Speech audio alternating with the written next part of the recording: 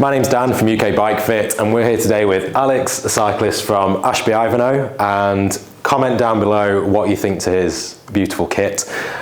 But we're here today mainly to look at his saddle. Alex is struggling with his saddle height, so we're going to have a look at how to find the ideal saddle height, because there are a lot of online calculators out there where you put in your inseam length or leg length and height, and it's supposed to find your perfect saddle height, and I think they're all a load of crap. So we're going to show you how to find the saddle height that you need at home.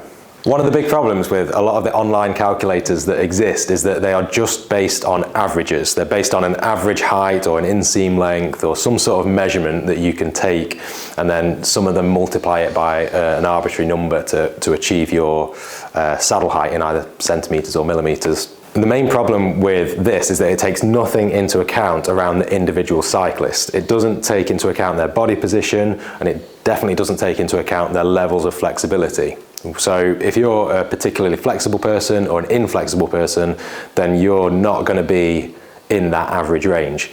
Now, some of these calculators can get you relatively close, or it can give you at least a ballpark starting position, but then the things that we're going to talk about today are more visual things, or things that you can feel on the bike, that will give you a much better individual position in terms of saddle height. So Alex is having a lot of problems with knees, and we think, looking at him, that this is related to saddle height. So do you want to say a bit about what's hurting and where and for how long, and a bit of history about it? So since having new bike and not having a fit done on it, I've been struggling with my right knee. Pedalling, I thought I'd set the saddle height correctly, and clearly not. So having had a brief look at Alex on the bike, we think this is a classic example of what we see a lot of in the studio, where people come in with quite high saddle heights. I know you said before that you think, or you originally thought, that having a straight knee through the bottom of the pedal stroke was most efficient and Correct, the right thing to do. And that's something we hear a lot of, which is just not true. And we're going to show you some signs and symptoms to look out for with your own saddle height to see if this is happening with you or not. So the first thing that I would start thinking about when you're thinking about your own pedal stroke when you're on the bike is what your foot's doing through the bottom of the pedal stroke. One of the big problems with having a relatively straight knee when you're going through that portion of the pedal stroke is that your foot and ankle will tip toe down to try and compensate for the reach of that pedal stroke.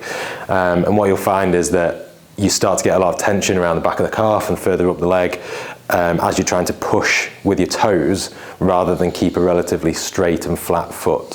So when we've just watched Alex there pedaling, at the bottom of each pedal stroke he really dips his toe down and pushes through that portion of the pedal stroke, because the knee is extending as much as it can, and then the foot has to do the rest to almost compensate for the lack of extension through the knee.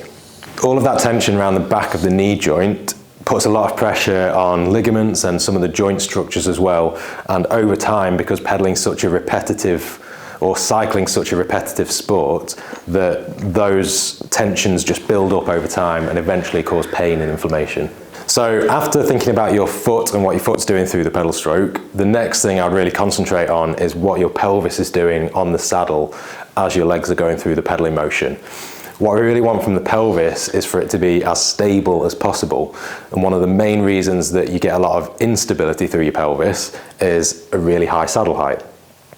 Each time you're going through the bottom of the pedal stroke, if your leg's having to stretch and extend, those muscles through the back of the leg, the hamstrings, actually attach to the back of the pelvis. So if they're getting pulled on and tensioned, then the place where it's going to move and compensate is at the pelvis. And what you tend to see with people who do have quite a high saddle height is the pelvis rocking from side to side.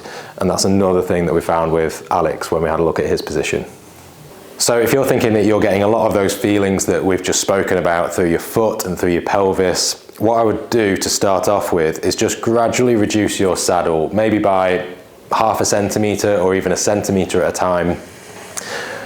Tighten the seat post back up, get back on the bike and have another pedal, and just again feel around what's happening around your foot and your pelvis, and see if you can feel a difference, and see if you can feel like you lose a little bit of that foot towing down and lose a little bit of that pelvic instability. And keep going through that process until you start to feel like your foot and your pelvis is really stable through the pedal stroke. So when we're looking at someone's saddle height in a bike fit, obviously we can see the rider. We are asking them about what they're feeling and whether they're starting to notice any differences when we do start changing the saddle height. But ultimately we're aiming for exactly the same result, where we're getting stability through the pelvis and stability through the foot. We can just make bigger changes and go for a more precise position straight off the bat without having to go down in increments, because we see these sorts of things all the time and we get to know what is needed for that rider. And the other thing that we'll have already done within a bike fit is a full physio assessment. So we'll know what their hamstring flexibility is like, we'll know how strong their core is, we'll know what their ankle flexibility is like, and all of those sorts of things do influence the exact saddle height measurement that you're aiming for or you're going to end with. But the same principle is the same. We just want stability at the pelvis and stability at the foot. So now we're going to get Alex's saddle height in the correct position, and we're going to show you what this should look like. So now that we've dropped Alex's saddle height to a much better position, you can see that the foot is much more flat and controlled through the bottom of the pedal stroke, and the pelvis is really stable on the saddle, and there's a lot less of that side to side movement. At home, obviously, you're going to be doing this all on feel, so it's really important to just move your saddle height in increments and get back on the bike and ride and really concentrate on those two areas and think about what you're feeling. Obviously, normally when you ride a bike, a lot of people don't think about these things, so when you do focus in on it, you can start to feel some differences. And again, you just want to get a low enough saddle height that your pelvis and foot can stay controlled and stable through the whole pedal stroke. So we can see with Alex's foot that it is much more controlled through the bottom of the pedal stroke. There's a lot less of that toe down action that we were seeing before, and that's going to really help him drive the pedal stroke through his glutes and his hamstrings and the midfoot, rather than pressing through the tiptoes, which is going to put a lot of pressure on his knee, which is definitely one of the causes why he's been getting his knee pain. And then when we move to the pelvis, we can see again that we're getting a lot less of that rocking motion, and the whole of the pelvis is able to stay stable on the saddle. And that really gives him a strong base of support to produce power through his legs. If you imagine you've got that unstable pelvis and a lot of movement going up there, it's a lot harder to produce power, and especially in a controlled and efficient manner. So there's a couple of tips on what you should be looking out for when you're thinking about your own saddle height.